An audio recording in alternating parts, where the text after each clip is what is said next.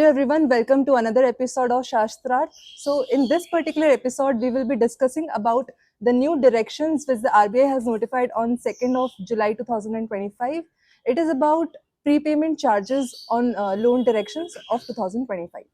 So before notification of this particular directions, there was a regulatory bar in case of levy of prepayment charges on personal loans, which are on floating rate, obviously. However, after notification of these directions, the ambit of the regulatory bar has been expanded to also include business loans, which are extended to MSCs and individual borrowers, which are in floating rate. So now, if I talk about the applicability, pursuant to the notification of these directions, any business loan which is in floating rate extended by banks or NBFCs in upper layers, there cannot be a question of levy of prepayment charges at all. But if it is an NBFC which is in middle layer, then there is a limit of 50 lakhs up to which prepayment charges cannot be levied. And with respect to NBFC BLs, they will be guided by the board approved policy. So this was about the broad overview of the directions. Now I have a few questions which I'd like to take sir's views. So, hi sir. Right. So, first of all, sir, we are talking about floating rate loans. So, the direction applies in case of levy of prepayment charges on floating rate loans. Mhm. First of all, I would want to understand what is the linkage between floating rate, fixed rate loans and the prepayment charges.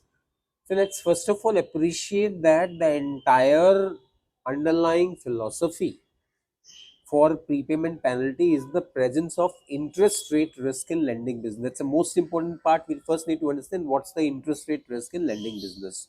Who has the interest rate risk and who is passing on that risk to who? For example, if I'm giving a fixed rate loan meaning the loan is for whatever number of years, the rate of interest will remain fixed for the entire tenure. Take the case, for example, I'm giving a 10-year loan, the rate of interest will remain fixed for 10 years. Now, what's the downside here? I've given a loan at a fixed rate of interest. Today, the rates of interest are, for example, let's say 10%. Going forward in future, the rate of interest increases to 12. My loan is still carrying 10%. That would mean the lender is exposed to an upward variation of interest rates over time because my cost of borrowing would go up, but I will not be able to reflect that higher cost of borrowing on the borrower because I have given a fixed rate loan. Now take the other situation, same case, I have given a 10-year loan, rate of interest thereafter comes down. For example, rate of interest comes down to 8%. What the borrower will do easily is to come and prepay my loan.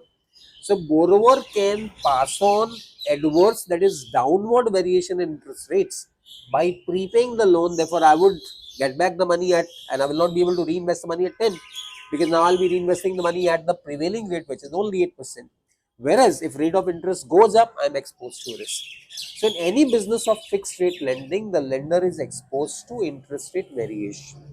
If it's a floating rate, the entire variation of interest rates is anyway being passed on to the borrower because if the loan of floating rate loans, rates of interest move up, I'll reprice the loan at the higher rate of interest. Rates of interest come down, I'll be able to once again pass on the benefit to the borrower. So question is, in fixed rate lending, the lender is absorbing interest rate risk, whereas in floating rate lending, the lender is passing on the interest rate risk to the borrower. Given the fact that the interest rate risk is being passed on to the borrower in floating rate loan, interest rate risk is retained by the lender in fixed rate loan. Normally speaking, there's nothing wrong, there's nothing to penalize or kind of deter the borrower if the borrower chooses to prepay a floating rate loan, because that's anyway, I mean, free from interest rate risk. On the contrary, if the borrower chooses to prepay fixed rate loan, I would say, oh, you're doing an injustice because you are prepaying the loan because the interest rates are moved down. So lender is justifiably able to compensate himself for the so-called mark-to-market losses because the rates of interest have now, for example, gone down. So I'll be suffering a mark-to-market loss. I am entitled to compensate myself for the loss of interest because of prepayment of the loan. So fixed rate lending, typically yes, prepayment penalty is justified. Floating rate loans, normally a prepayment penalty is not justified, but there might be other reasons for a lender to seek a compensation. For example, you might say, oh, I incurred acquisition cost, I did a processing, I did entire amount of rigmarole in creating this loan. Now you're coming instantly to prepay the loan, therefore I would be hit with my costs. So lenders try to charge prepayment penalty in case of floating rate loans as well. But more importantly, prepayment penalty justified in case of fixed rate lending. Neha, over to you. Right, sir. So basically, if we talk broadly, then the loans are classified into three categories. One is fixed loan, one is floating rate, and the third could be hybrid loans. Right. Right. So after notification of this directions, how will the applicability be dealt with in these different kinds Perfect. So let's first understand floating rates on fixed rate, because hybrid basically is a combination. Combination meaning it might be fixed for a certain period and then might become floating. But it's to begin with fixed, thereafter floating. I can't think of other situation. For example, to begin with floating, thereafter fixed, that's counterintuitive. So mostly hybrid would mean fixed for a period, thereafter turning into floating. So let's first understand what about in case of floating rate loans. Floating rate loans are more common in what all situations? Floating rate loan, like I said, the idea of floating rate loan is to pass on the interest rate risk to the borrower. Where do we have interest rate risk? We have interest rate risk in case of longer tenure loans. If I given a loan for 12 months, for example, I'm easily able to foresee interest rate movements over the next 12 months. So I don't need to bother about a floating rate loan if the tenure of the loan is small. If the loan is carrying a longer tenure, for example, think of a home loan, typically 25, 15, 30 years, there of course a lender cannot absorb the interest rate risk for such a long tenure. Similarly, think of a LAP loan, loan against property, once again typically long term. So longer term loans, normally it's common for people to have a floating rate loan. So if the loan is a floating rate loan, in most situations the lender cannot charge prepayment penalty, and we just talk about floating rate loan separate. But let's now first turn to fixed rate loan. Fixed rate loan, can the lender charge prepayment penalty always? I would say mostly yes, with the exception that in case of home loans, as you understand, the prepayment directions are applicable not to housing finance companies. Housing finance companies will still be partly governed by the housing finance directions, under which if the loan is a fixed rate loan and the borrower is prepaying out of his own sources, borrower is prepaying by borrowing money from elsewhere, you can still charge prepayment penalty. But the borrower is paying out of his own sources, in that case, in case of a fixed rate loan, a housing finance company cannot charge a prepayment penalty. That's in case of fixed rate loans. Now turn to floating rate loans. Floating rate loans, in case the loan is given for non-business purposes, once again, generally speaking, prepayment penalty cannot be non-business purposes. Individuals, non-business purposes, prepayment penalty cannot be charged. In case it's given for business purposes, then now the directions have brought a new dispensation to say if the borrower happens to be an individual or MSC. Mind you, it's MSC, not MSME. That would mean the separate carve-out is applicable to micro and small, not to medium. So if the borrower happens to be an individual or MSC, then there are needs to who the lender is. Lender happens to be bank or upper layer entity, no premium penalty. Lender happens to be a middle layer NBFC. In that case, for a loan up to a sanctioned amount of rupees 50 lakhs, no prepayment penalty. Thereafter, it's possible based on your board approved policy. Base layer entities would continue to be governed by board approved policy. However, in case of individuals, even base layer entities, if the loan happens to be a floating rate loan, base layer entities giving loans to individuals would still not be able to charge prepayment. Neha, Right. you are the one who done work on that, so I hope you're confirming this. Yes. Let me also, while saying this, say this. One would probably think, oh, there's a lot of change for base level entities. Please do appreciate this is applicable only in case of floating rate loans. If you're giving a loan to an individual, mostly it's a personal loan. Personal loans typically have a short tenure. So why go for floating rate in the first place? You might as well go for a fixed rate loan, in which case you may still impose a prepayment penalty. Over to the combo, a hybrid loan. Hybrid loan, like I said, it's fixed for a certain period, then it becomes floating. If the prepayment occurs during the period when the rate is fixed, can you charge prepayment penalty? Answer is yes. When the rate becomes floating, can you charge prepayment penalty? Well, we go back to the regulation that we discussed about floating rate loans. So applicability has to be seen basis the time of prepayment. Is it during the time when the interest rate is fixed or the time when the interest rate is floating? Right. So effectively, will I be correct in saying that this particular direction is basically providing carve outs to the MSC MSCs. borrowers? Absolutely. That was the whole intent. The finance minister clearly mentioned and the RBI governor also clearly mentioned that the idea basically is to encourage MSCs to borrow with with no prepayment, so that they can move their borrowing from one entity to another to avail of the financial freedom, so to say. So you're not locked into a relationship with a particular particular lender. You can move your funding across different entities if you're able to see some cost advantage. You shouldn't be deterred by a prohibitive prepayment penalty being charged. While the idea basically was to grant this carve-out, but somehow the RBI thought of bringing a separate independent direction, prepayment directions. As I'm sure you would be able to see, there are a lot of separate directions coming from the RBI. Some good part is that these directions are applicable to banks and NBFCs alike.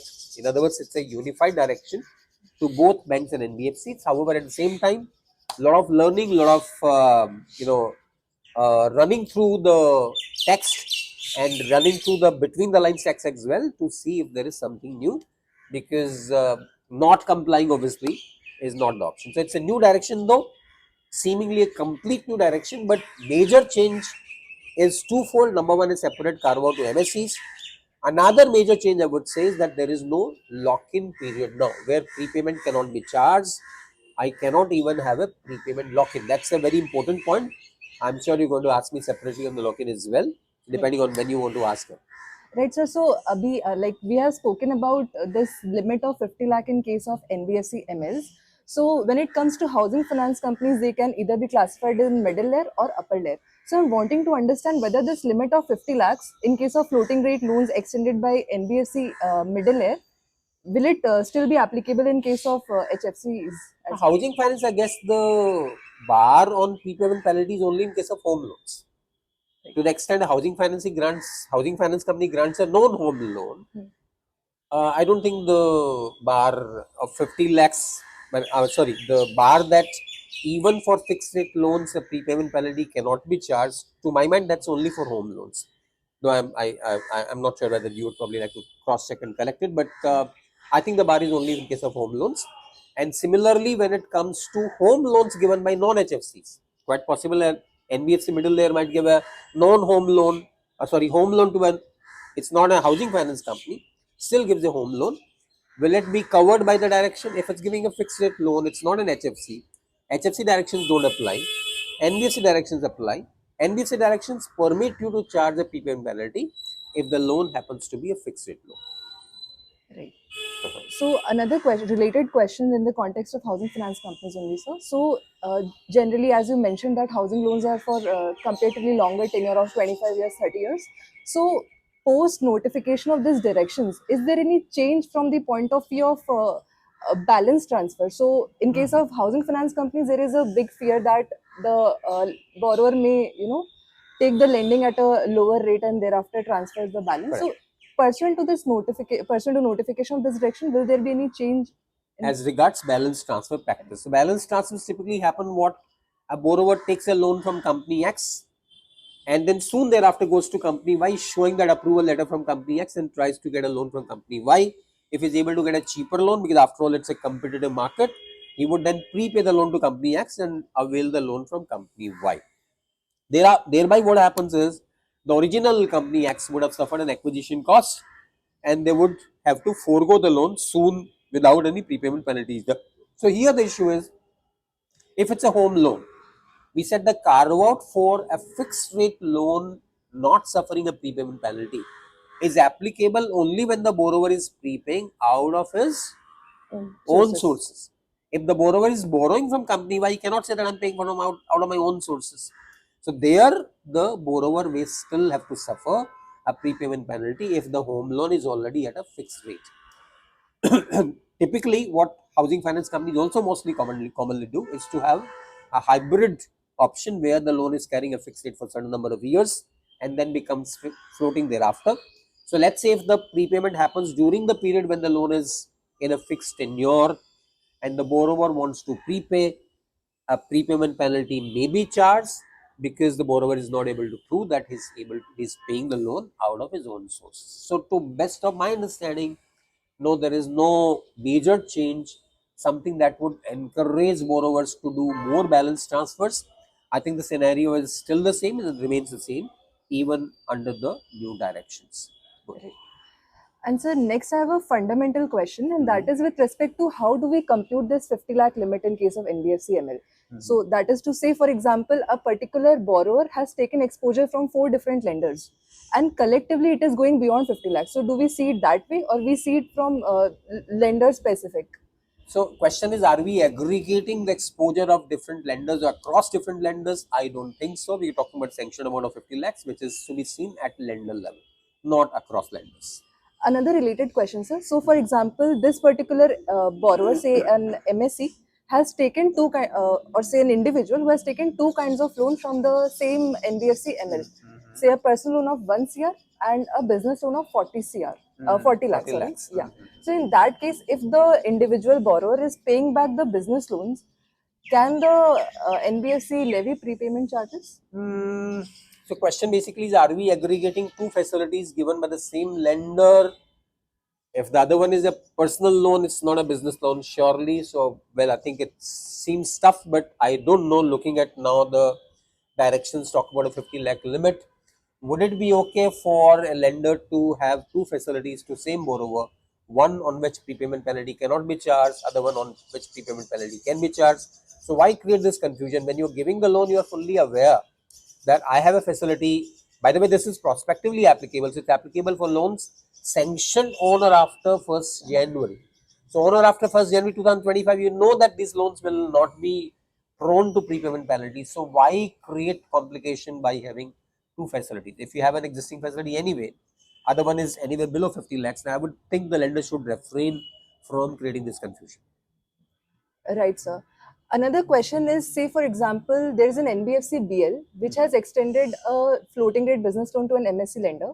Subsequently, when the loan was underway, at that time the classification of BL changed to ML, and when it turned to NBFC ML, at that time the The borrower borrower wants to prepay. wants to prepay. So, what will be the So application? basically, at the time when the prepayment is to happen, the entity is already hit by the ML classification. And therefore, if it's NBFC ML, the sanction amount was above 50 lakhs. I'm the same entity anyway. I cannot say that now that I'm an ML, but I would to see the classification then. So to my mind, it's a customer centric, benefit. Therefore, I would say one would have to take a customer centric view and allow the benefit of no prepayment, because you're talking about a loan extended by an entity which is now a middle entity, therefore covered by the NBFC, the prepayment direction. So I would say no prepayment penalty in this case either. Right, sir. Another question that I have is with respect to a situation where there are co-lenders. One is, say, an NBFC BL, another one is UL or ULML. In scenario where the classification is not the same and therefore the applicability is also not the Different, same. correct. So how will we treat that particular, those situations? So while you ask about co-lenders, maybe I can also mix up co-lenders and co-borrowers, because situation can be there are two lenders, one is covered by prepayment directions, one is not covered by prepayment directions. Likewise, there can be two borrowers, one is covered by, the prepayment direction, one is not covered. For example, they might be an individual, they might be a business entity, they might be individual and a company. Among the lenders, we'll have to, so once again, question is, do we have to take the particular lender who we are talking about, because what is being prepaid is the loan. The loan is jointly lent by the two entities.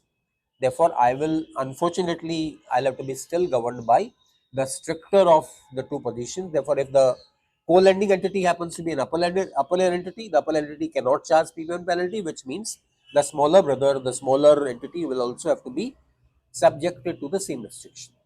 Now, co-borrowers, typically situation in the market seems to be people perceive that there's a main borrower, there's a co-borrower. I strongly refute that. Co-borrowers are co-borrowers. You are, in your practice, you are distinguishing between a so-called main borrower and a co-borrower, but co-borrowers are co-borrowers. They have what you call a joint and several liability. When it comes to recovering money, I can recover from either of these. I'm not looking at one being the main, the other one being a subsidiary. Both are co-borrowers. Therefore, once again, if either of the co-borrowers happens to be eligible for the benefit of no prepayment penalty, then neither can the prepayment penalty be charged, even without looking at who the main or who the so-called supporting co-borrower was, because I refuse to believe there's anything called main borrower versus a co-borrower. Right, and that Yeah. is prudent too. That's, I would say, conservative and therefore prudent. Right. Yes. And lastly, sir, from a business perspective, so as you mentioned sometime back that there is no lock-in kind of a thing when it comes to prepaying. So will it make sense for the lenders to move to hybrid model? Say for first few years, it is on fixed rate. That therefore I'm not getting the paybacks during those fixed period, and therefore after 2 years, maybe a longer fixed duration, I'll move to a floating rate kind of a structure. Before I answer this question, Neha, I'll have to maybe, you talked about there is no lock-in. Therefore, I'll have to probably expand on this a bit. There's no lock-in because a prepayment penalty cannot be charged. You cannot also deter prepayment by saying a lock-in. For example, say for next 6 months you cannot prepay. No, there cannot be lock-in either. However, can I prepay what I feel like? Prepayment is not necessarily prepaying the entire loan. Prepayment can be partial prepayment as well. So, assuming that my EMI is, let's say, 50,000 rupees, can the borrower come with a check of 5,000 and say, I would like to prepay 5,000? Can the borrower come and say 2 days ahead of the EMI cycle and say, okay, I'm prepaying for 2 days ahead, therefore give me benefit of 2 days? So, A, can he prepay any amount no matter what is the EMI? Can he prepay for any number of days no matter when is the EMI due? So this is something where I would still say some reasonability, some reasonable restrictions may still be imposed. For example, a lender might say that you will not prepay anything less than at least 2 or 3 EMIs, because paying a fraction of EMI hardly, gives any significant prepayment benefit. And of course, there is an administrative cost for the lender. So laying a minimum prepayment size, and therefore laying a minimum, the size itself will also act as how many EMIs are you prepaying. For example, if I'm saying that you need to pay at least 3 EMIs, you're at least paying 2 or 3 months ahead of time. So therefore 2 days, 3 days, or a fraction of the EMI being prepaid will not entitle the borrower to benefit. Such a reasonable restriction, if clearly incorporated in the KFS, I think is still kosher. It's still okay. That's the that's what I wanted to say on the lock-in not being there. So lock-in in terms of you cannot absolutely lock in or sort of remove the borrower's ability to prepay, but you can impose restrictions in terms of what is the minimum and for at least how long. That's part one. Part two, you said, will it be okay for lenders to either consider moving to fixed rate lending or to move to hybrid lending with partly fixed and partly floating? Number one, please realize that there's a great merit in fixed rate lending. Unfortunately, in India, most home lending happens at floating rate. Indian lenders somehow are not comfortable with fixed rate lending, but world over, lots and lots of countries, most of the lending, even for houses, is fixed rate lending. But India, because of prepayment penalties being free in the past, people have just gone on a floating rate notion. So, number one, I would say, if the loan tenure is not very long, think of fixed rate lending only. You can still deter the borrower. You cannot reprice the loan when rates of interest have gone up, but that's your view on interest rates for the given loan tenure. If you think that the interest rate risk of interest rates going up from where they are is not very significant, you can think in terms of fixed rate lending, fixed only. And if you think that tenure still warrants that you should go for a floating rate option, do have a fixed rate period to begin with, and then think of a floating rate, so that during the fixed period, at least while you're carrying interest rate risk, so please, the factor to be considered is for the given fixed rate period, looking at where interest rates currently are, am I expecting the interest rate curve to be moving up? So it's your call on the upward movement of interest rate curve during the fixed period. If you think that risk is still negligible, well, you can price that in the fixed rate itself, and therefore go for either completely fixed or at least a hybrid option. That's my recommendation. A pure floating rate will henceforth expose the lender to a risk of prepayment without any prepayment compensation. Neha. Right, sir. So these were the questions which I had, and yes. Thanks everyone, and please do watch our FAQs. Please do read our FAQs on prepayment, And and a please do detailed article a as detailed well. article written by our colleagues. And please do continue to subscribe to and watch our channel. So please do share and like this video as well. Thank you very much and have a nice time. Yes. Thanks. Stay Bye-bye. tuned.